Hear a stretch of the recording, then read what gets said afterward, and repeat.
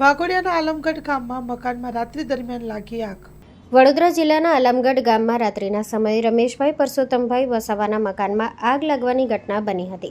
આગના કારણે મકાનની તિજોરીમાં રહેલ કપડાં અને રોકડ સંપૂર્ણ રીતે બળીને ખાક થઈ ગયા.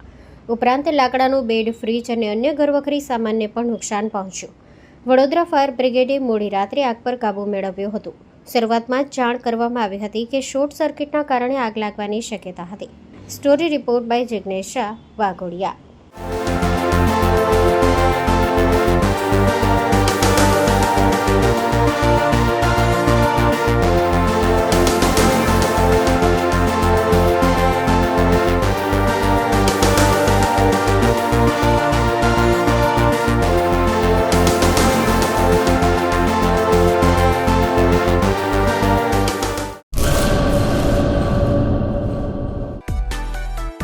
માં motor driving, safe and sure driving.